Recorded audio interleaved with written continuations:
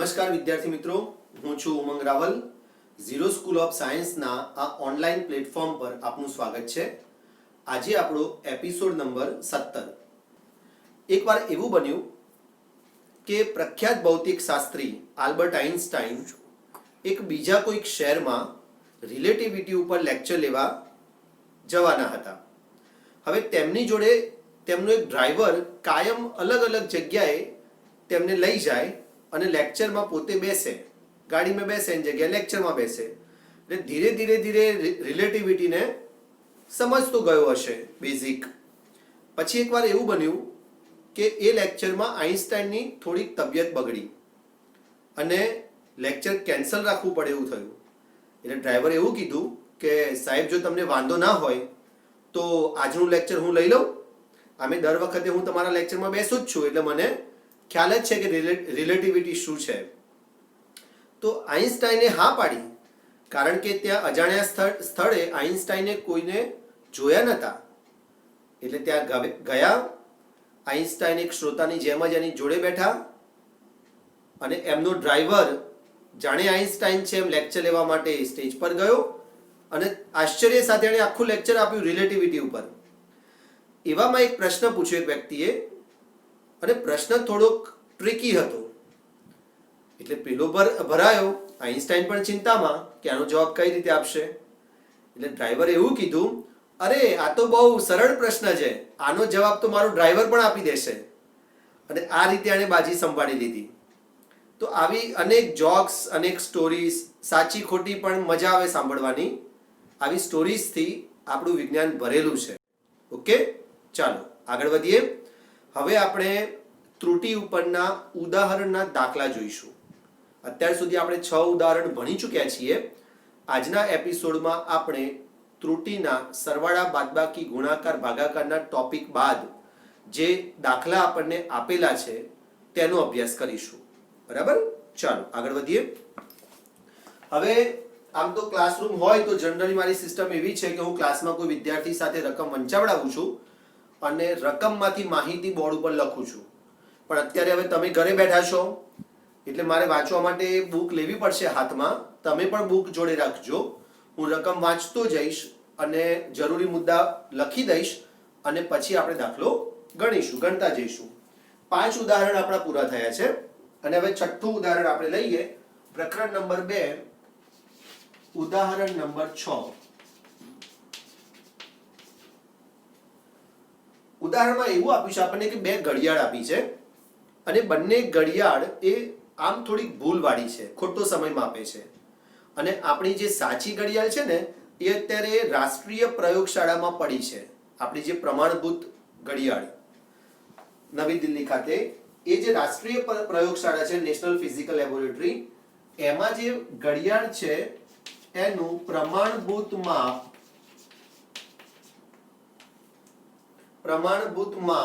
બપોરના 12 વાગે છે.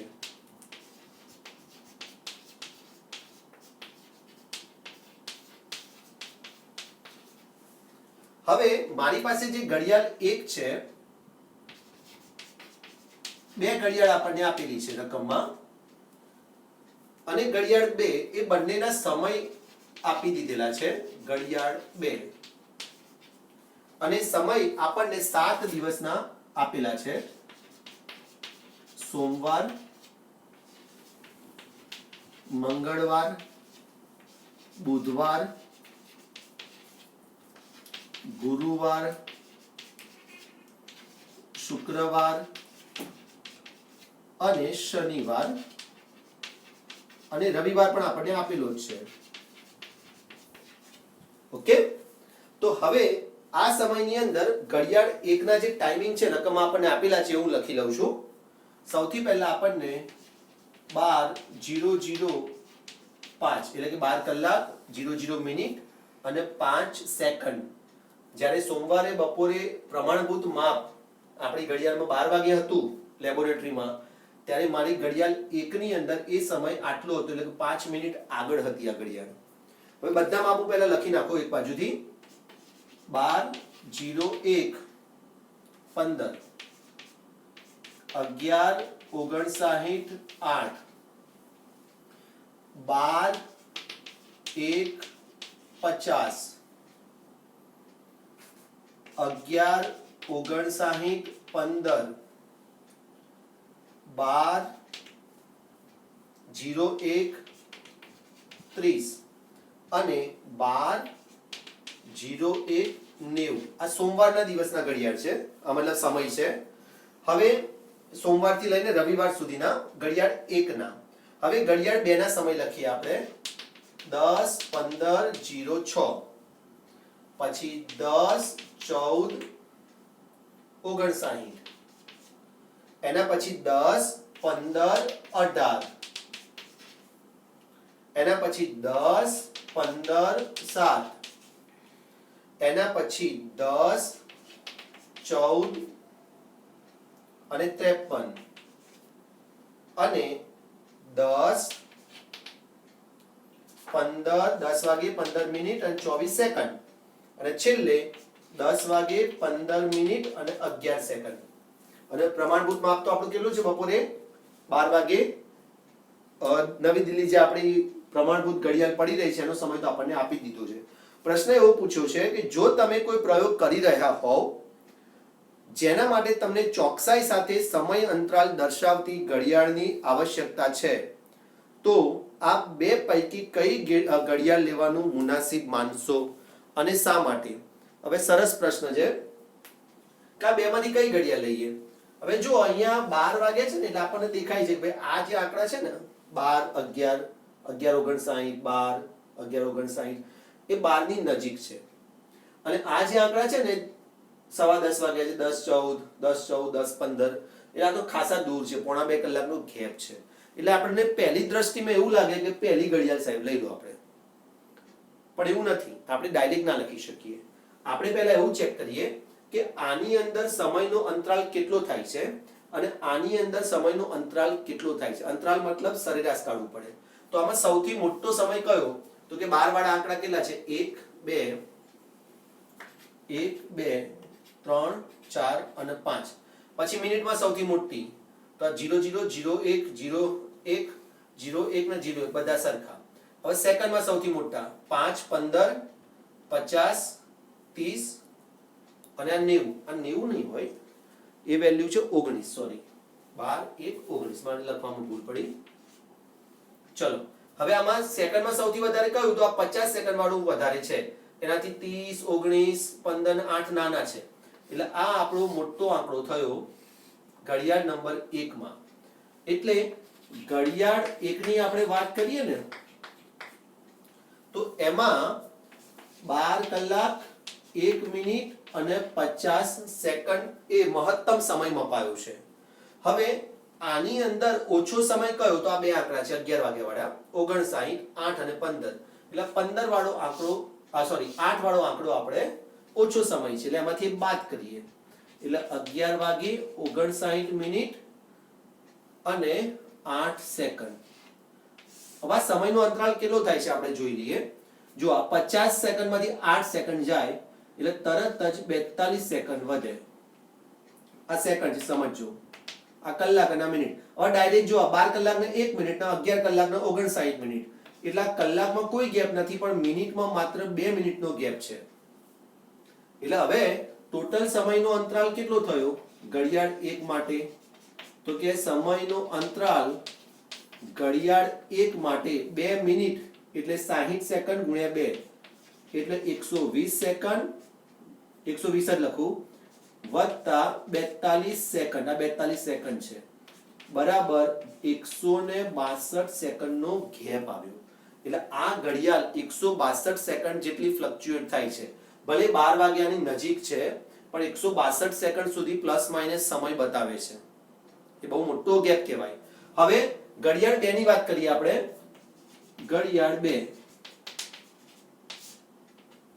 તો ઘડિયાળ 2 માં સૌથી મોટો સમય કયો? તો અહીં તો બધા 10 જ છે. હવે વચ્ચેમાં 15, 14, 15, 14 બધા 15 વાળા વેલ્યુ લઈ લઈએ આપણે. એટલે 1, 2, 3, 4 અને 5.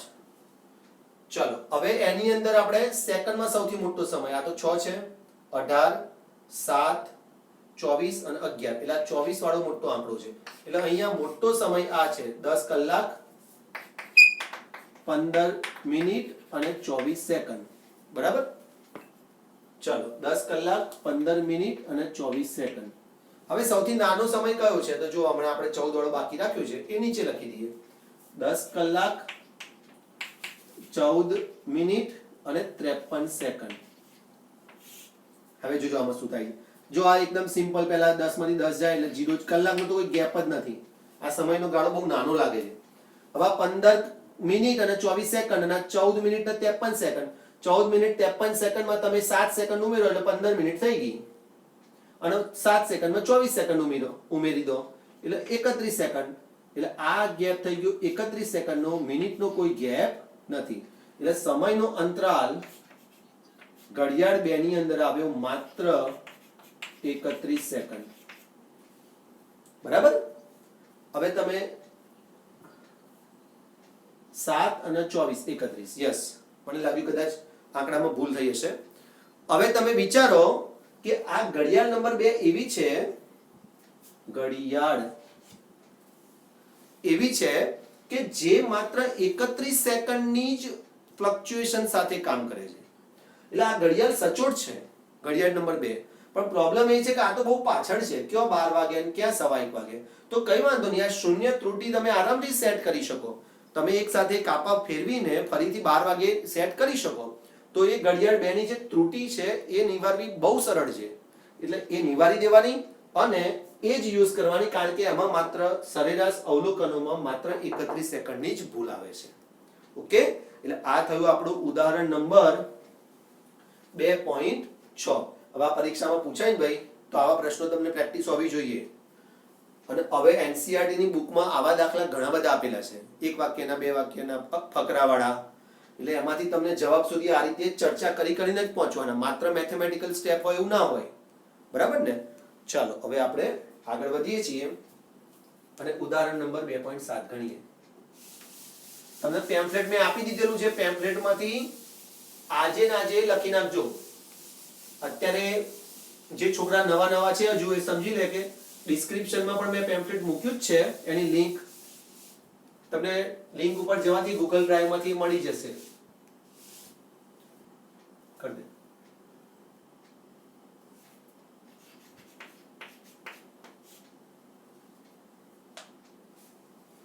ચાલો ઉદાહરણ 2.7 એ બહુ સરસ એક્ઝામ્પલ છે આ તમારે તૈયાર કરી દેવાનું છે અને ત્રુટિમાં જ્યારે મેં નિરપેક્ષ ત્રુટિ સાપેક્ષ ત્રુટિ અને પ્રતિશત ત્રુટિ ચલાવી ત્યારબાદ આપણે પેમ્ફલેટમાંથી પણ વાંચી લીધી છે એપિસોડ 16 માં એપિસોડ 16 અને 16 બી પહેલા બે અલગ રાખ્યા હતા પછી મેં મિક્સ કરી દીધા છે અને એની અંદર જ પેમ્ફલેટ આપણે વાંચી લીધેલું છે એટલે એ ટોપિક ધારો કે હવે આ દાખલો ગણ્યા પછી તમે વાંચશો ને તો વધારે આવડશે એ આઈએમપી થિયરી જ છે પૂછવા જેવી અને આ દાખલો પણ સરસ છે ચલો આપણે સાદા લોલકના દોલનના આવર્તકાળનું માપન કરીએ છીએ જેમાં ક્રમિક અવલોકનોના માપ નીચે મુજબ આપેલા છે 2.63 સેકન્ડ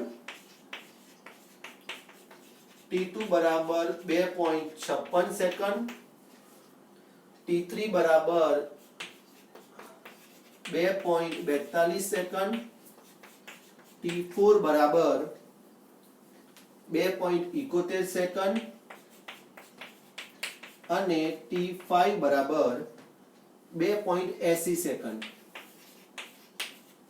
બરાબર આ રીતે આપણને બધા મૂલ્યો આપણને આપેલા છે તો અવલોકનમાં ઉદ્ભવતી નિરપેક્ષ ત્રુટિ સાપેક્ષ ત્રુટિ અને પ્રતિશત ત્રુટિની ગણતરી કરો ચાલો કાયમ ત્રણ વસ્તુ પૂછી જ નાખતા હોય છે કારણ કે ત્રણે ત્રણ સળંગ જ લેવાઈ જાય ઉદાહરણ 2.7 હવે આ દાખલામાં બકા એવું કર્યું છે ને કે આવર્તકાળ આપણે માપ્યું છે અને એ આવર્તકાળ અલગ અલગ 5 વખત આપણે માપ્યું એટલે સૌથી પહેલા આપણે શું કરીશું કે સરેરાશ આવર્તકાળ શોધીશું હવે એ સરેરાશ આવર્તકાળ એને જ આપણે સાચું મૂલ્ય માનવું પડે જો તમે આવર્તકાળનું સાચું મૂલ્ય ના જાણતા હો તો અવલોકનના જે 5 કે 10 જે મૂલ્યો આપ્યા હોય એનું સરેરાશ લેવું પડે અને એને વાસ્તવિક કે સાચું મૂલ્ય માનવું પડે પછી નિરપેક્ષ ત્રુટિ શોધવી પડે એટલે નિરપેક્ષ ત્રુટિ શોધવા માટે બધી ત્રુટિઓમાંથી આ સરેરાશ આવર્તકાળનું મૂલ્ય બાદ કરવું પડે એટલે તમને દરેક અવલોકનમાં ત્રુટિ મળે પછી નિરપેક્ષ ત્રુટિ શોધવાની પણ સરેરાશ એટલે સરેરાશ નિરપેક્ષ ત્રુટિ શોધવાની. એટલે સરેરાશ નિરપેક્ષ ત્રુટિ તમને એક મળે એટલે છેલ્લે પછી તમે સાપેક્ષ ત્રુટિ શોધી શકો ડેલ્ટા ટી અપોન ટી કરીને, અને એને 100 વડે ગુણીને પ્રતિશત ત્રુટિ શોધી શકો. ઓકે, બહુ સરસ દાખલો છે, સરળ છે, તમે ખાલી જોતા જાઓ, ખ્યાલ આવી જશે. ચલો, સૌથી પહેલા સરેરાશ આવર્તકાળ, કારણ કે 5 મૂલ્ય છે એટલે આપણે સાચું કયું ગણવું, તો કે સરેરાશ લેવું પડે, તો કે બધાનો સરવાળો 2.63. તમે કેલ્સી જોડે રાખજો અત્યારે હોય તો, અને કેલ્સીમાં કરતા જાઓ. મારી જોડે અત્યારે છે નહીં અને એટલું હું ટાઈમ આમાં નહીં બગાડું, હું ડાયરેક્ટ વેલ્યુ મૂકતો જઈશ, પણ તમારા લોકો એ કરવાનું જ છે બકા, તમારો પૂરેપૂરો ટાઈમ હોય છે. 2.56 વત્તા 2.42 વત્તા 2.71 વત્તા 2.80, અને આ કેટલા મૂલ્યો છે? 1 2 3 4 5, એટલે 5 મૂલ્યો છે, માટે ભાગ્યા 5. માટે આવર્તકાળ ટી બરાબર તમે કેલ્સીમાં મૂકી અને ભાગાકાર કરજો. 13.12 ભાગ્યા 5, માટે ટી બરાબર એની વેલ્યુ આવે છે 2.62 સેકન્ડ. અમે ક્લાસમાં હોઈએ ને તો ક્લાસમાં તો સરસ આપણે પેમ્ફલેટ ઓપન જ હોય, ચોપડી ઓપન જ હોય, એટલે છોકરાઓ તરત આન્સર આપતા જાય અને ગણતા જાય, એટલે જવાબ આપણે મૂકતા જઈએ. બરાબર? ચાલો, એટલે આ આપણે સમીકરણ નહીં પણ મૂલ્ય નંબર 1 મળ્યું, સરેરાશ આવર્તકાળ. હવે સરેરાશ આવર્તકાળ પતે પછી આપણે શોધીએ ત્રુટિ, નિરપેક્ષ ત્રુટિઓ. નિરપેક્ષ ત્રુટિઓ કઈ રીતે શોધાય સમજજો. તો સૌથી પહેલા આપણે સાચું મૂલ્ય લેવાનું. આ સરેરાશ આવર્તકાળ કહીએ છીએ ને, આ રીતે પણ દર્શાવાય. સરેરાશનું ઉપર બાર કરી દેવાનું, એટલે સરેરાશનું જે આપણું સાચું મૂલ્ય છે એમાંથી જે તે મૂલ્ય આપણે બાદ કરવાનું. ધારો કે આપણે પહેલા T1 લઈ લઈએ, જે તે મૂલ્યમાંથી સરેરાશ મૂલ્ય બાદ કરીએ એટલે તમને શું મળે, તો કે T1 ની અંદર માપનમાં જે ત્રુટિ આવી હોય ને એ તમને મળે, ડેલ્ટા T1. જોઈ લો, સમજાવું. દાખલા તરીકે T1 ની વેલ્યુ તમે માપી 2.63 સેકન્ડ. સેકન્ડ અત્યારે નથી લખતા આપણે, ખોટું આંકડામાં ડિસ્ટર્બ થવાય. અને સરેરાશ તમે લીધું 2.62, એટલે આમાં માત્ર 0.01 સેકન્ડની ત્રુટિ આવી. કે જાણે કે આ સાચી વેલ્યુ છે સરેરાશ ટી આવર્તકાળ, અને તમે માપી 2.63 એટલે 0.01 સેકન્ડની ભૂલ આવી. એ જ રીતે તમે બીજા માપનમાં ત્રુટિ આ રીતે શોધી શકો. તમારા બીજા માપનમાંથી સરેરાશ આવર્તકાળ બાદ કરો તો બીજું માપન કેટલું છે? 2.56 માઈનસ, હવે આ તો 2.62 ફિક્સ જ છે ભાઈ, 2.62. હવે આ શું થયું જો, બહુ સમજવા જેવું છે. 56 પૈસામાંથી 62 પૈસા જાય ના જાય, પણ આપણે બાદ કરીએ અને એનો જવાબ આવે 0.06, પણ એ માઈનસમાં આવે. હવે માઈનસ ત્રુટિ આવે માઈનસ ત્રુટિ એટલે કંઈ ઓછું એવું નહીં, માપનમાં બીજી દિશામાં પડેલી ભૂલ, એ હમણાં સમજાવી દો. અત્યારે માઈનસ રાખો. એ જ રીતે ડેલ્ટા T3 બરાબર T3 માઈનસ સરેરાશ T બરાબર T3 ની વેલ્યુ કેટલી છે? 2.42 માઈનસ 2.62. ઓહો, આ તો જો તમારે કેટલી આવી, માઈનસ 0.20 સેકન્ડ.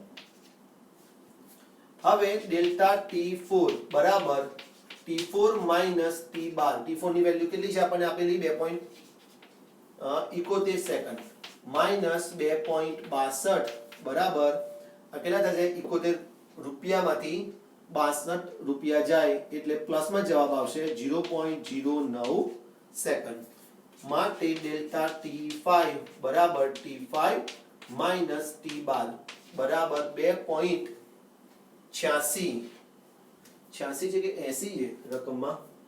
2. કેટલા છે છેલ્લી વેલ્યુ? 80. 2.80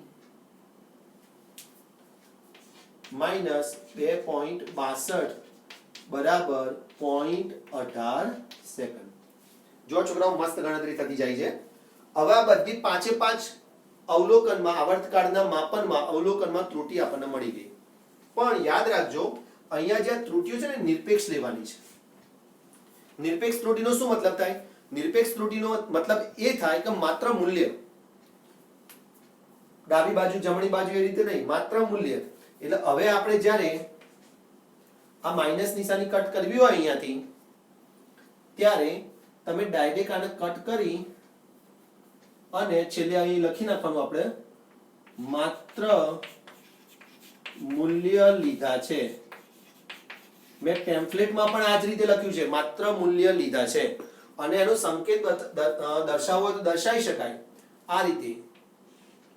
આ થઈ ગયું માનાંક, એટલે કે એનું માત્ર મૂલ્ય. એટલે જો માઇનસ આવશે તો પ્લસ થઈ જશે આ રીતે. મૂલ્ય માઇનસ આવશે તો પ્લસ થઈ જશે. માઇનસ હતું પણ આપણે માત્ર મૂલ્ય લખ્યું પ્લસ થઈ ગયું. ચાલો હવે આપણે શોધીએ. દેખાશે પાછું આ કેમેરામાં, એકચ્યુઅલી એક લાઈન લખી દઉં છું, બરાબર. હવે આપણે શોધીએ સરેરાશ નિરપેક્ષ ત્રુટિ. કે આવડી બધી આટલી 5 તો થોડી લેવાય, એના કરતા કહે છે સરેરાશ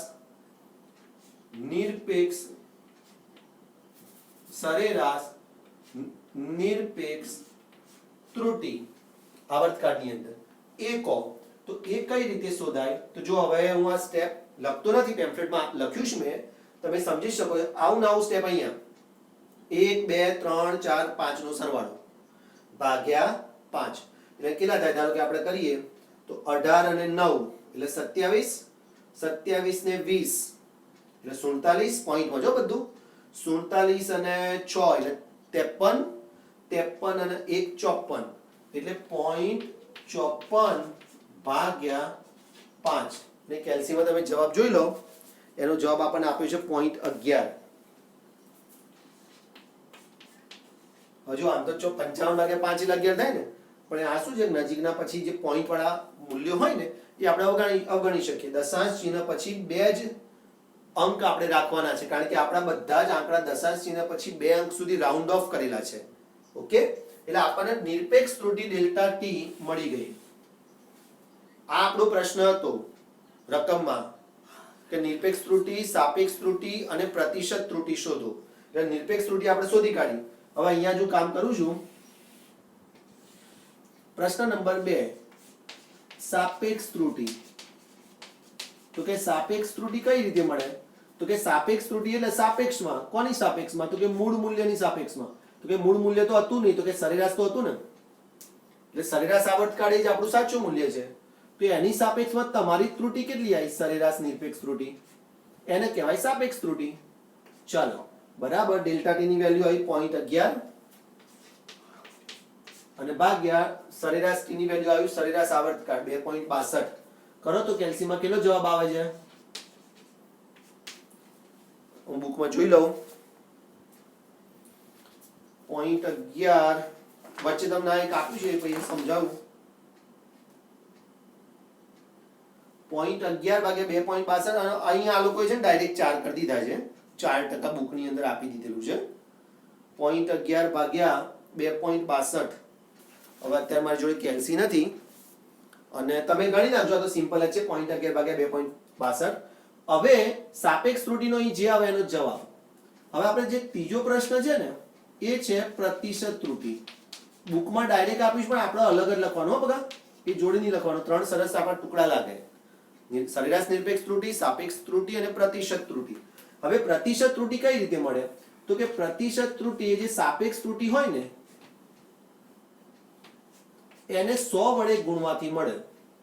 પ્રતિશત ત્રુટિ સાપેક્ષ ત્રુટિને 100 વડે ગુણવાથી મળે. એટલે ડેલ્ટા ટી બાર અપોન ટી બાર ગુણ્યા 100 બરાબર આનો જે જવાબ આવે ને આટલો 0.11 ભાગ્યા 2.62 ગુણ્યા 100 અને એ તમને બુકમાં આપેલો છે 4%. તમે કેલ્સીમાં શોધી શકશો.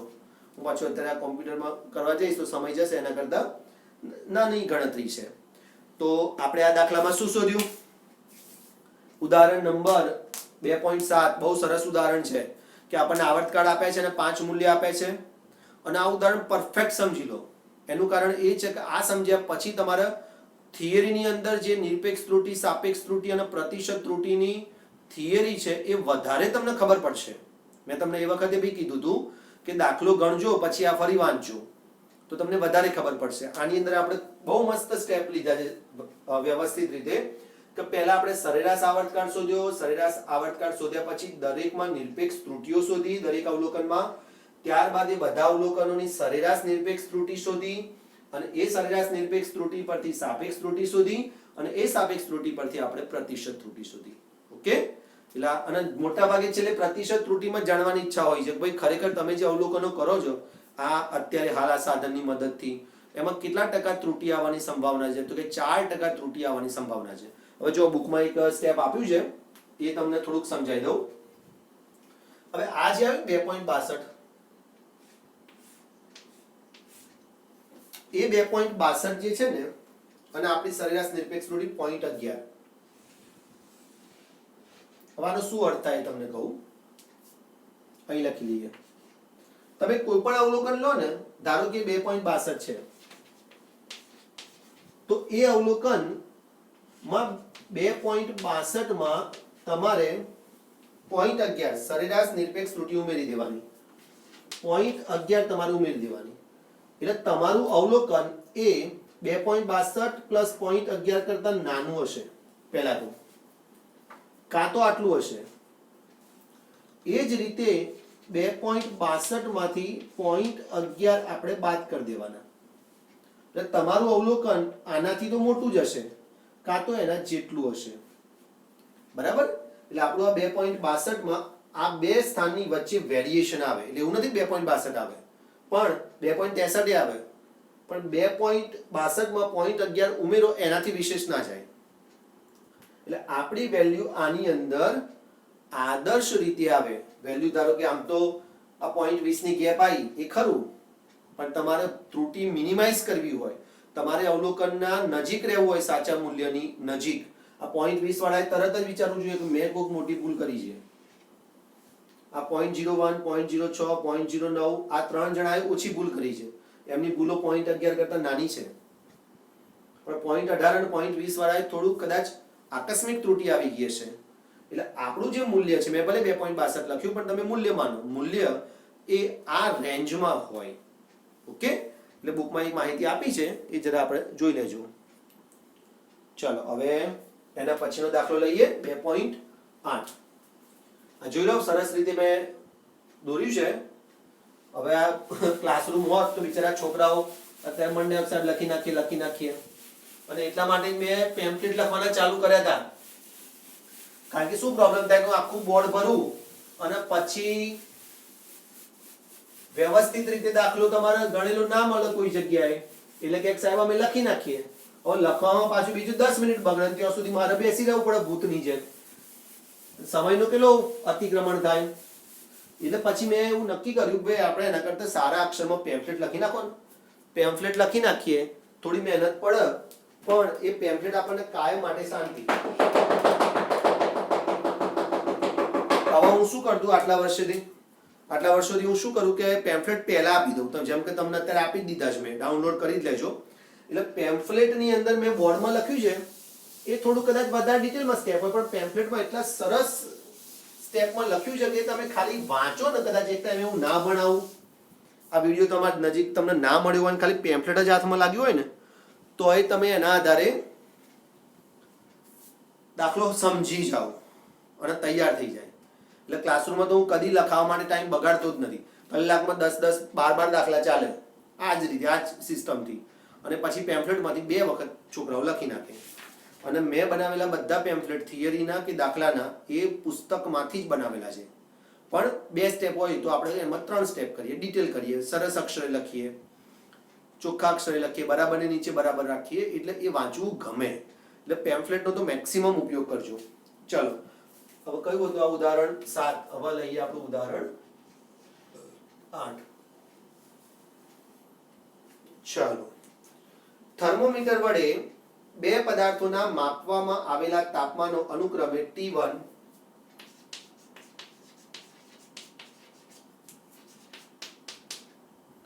બરાબર 20 plus or minus 20 degree centigrade plus or minus 0.5 degree centigrade છે. અને બીજા કોકે માપ્યું તાપમાન T2 બરાબર 50 degree centigrade plus or minus 0.5 degree centigrade છે. બંને પદાર્થોના તાપમાનનો તફાવત અને તેમાં ઉદ્ભવેલ ત્રુટિની ગણતરી કરો. આ નાનો દાખલો છે. બંને પદાર્થમાં ઉદ્ભવેલો તાપમાનમાં તફાવત અને ત્રુટિની ગણતરી કરો. ચલો તાપમાનનો તફાવત પહેલા શોધી કાઢીએ. હવે જો અત્યાર સુધી તમે ટી ને સ્મોલ ટી ને સમયના સંકેત તરીકે ઓળખો છો, પણ તાપમાનનો સંકેત પણ ટી છે જ, ટેમ્પરેચર, બરાબર. એટલે ડેલ્ટા ટી બરાબર સૌથી પહેલા હું મૂળ મૂલ્ય બાદ કરું એટલે 50 degree centigrade minus 20 degree centigrade. તાપમાનના તફાવતને ટી જ કહીએ, ડેલ્ટા ટી નહીં કહીએ. બરાબર માટે ટી બરાબર 30 ડિગ્રી સેન્ટીગ્રેડ. હવે તાપમાનમાં અંતિમ ત્રુટિ. હવે તમને એમ થાય કે જો સાહેબ તમે વધારે વેલ્યુમાંથી મોટી વેલ્યુ બાદ કરી, એમ આ ત્રુટિમાંથી આ ત્રુટિ બાદ કરી દો, તો એવું ના હોય. તેરી ભી ભૂલ और मेरी भी भूल, ચલ ભૂલ જાય, એવું ના હોય. બંનેની ભૂલોનો ત્રુટિઓમાં સરવાળો થાય, બરાબર, તો તમે સાચું પરિણામ મેળવી શકો. એટલે અંતિમ ત્રુટિ જે હોય ને બગાય સરવાળો લેવાનો. 0.5 ડિગ્રી વત્તા 0.5 ડિગ્રી બરાબર 1 ડિગ્રી સેન્ટીગ્રેડ. માટે અંતિમ તાપમાનનું મૂલ્ય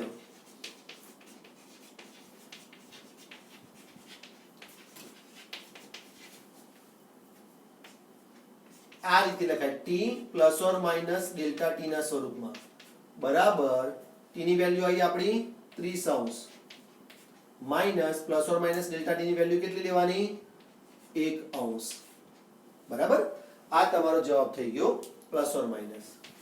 એટલે તમારો તાપમાન 29 ડિગ્રી થી 31 ડિગ્રીની વચ્ચે મપાય. ચલો આમાં તો એક જ સ્ટેપ આપ્યું છે, બહુ ઝડપથી, અને એકમ લખી નાખીએ, ડિગ્રી સેન્ટીગ્રેડ. ડિગ્રી ખાસ લખવાનું, અહીં આવી ગયું. અચ્છા, તાપમાનનો એકમ યાદ છે ને, કયો છે?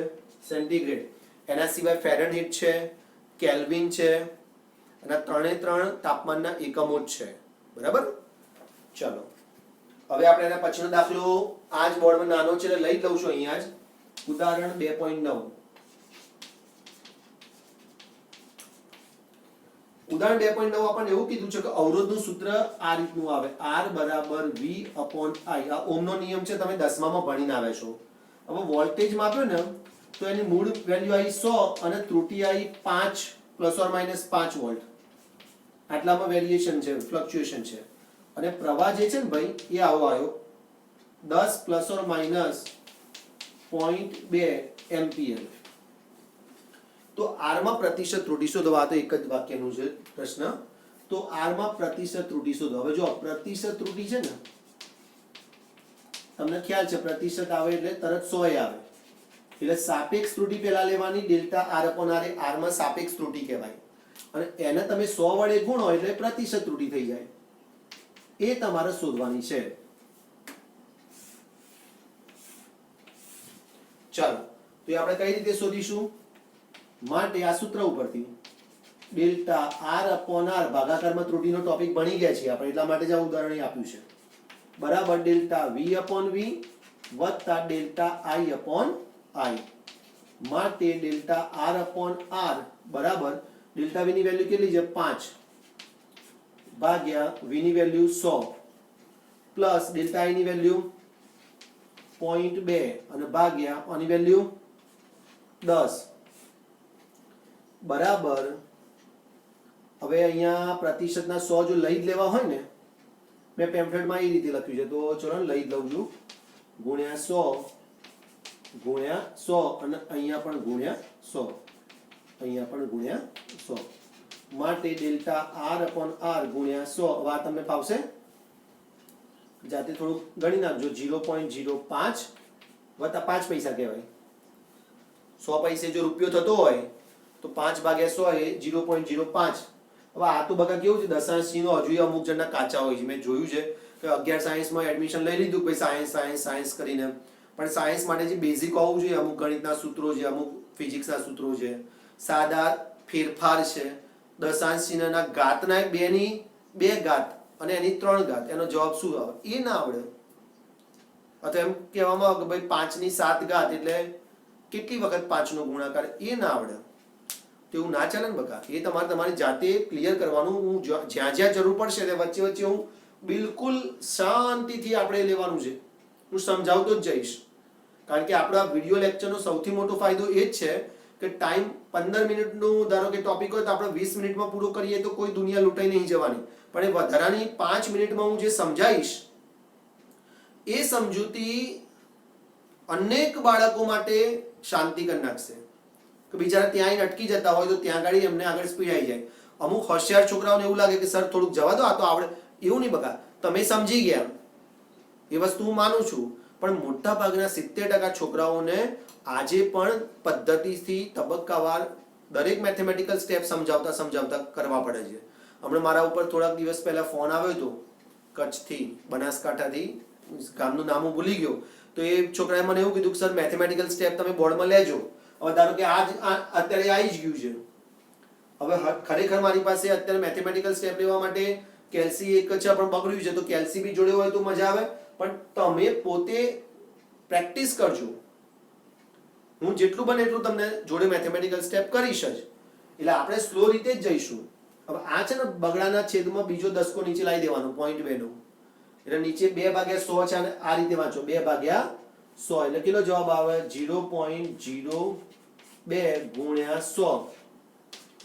આ 2 પૈસા ને 5 પૈસા ને 2 પૈસા એટલે 7 પૈસા. 0.07 ગુણ્યા 100 એટલે આને કહેવાય 7%. તમારા અવરોધમાં સારી એવી ભૂલ આવી. કેટલા ટકા? 7%. બરાબર. એ દાખલો તમારો પતી ગયો.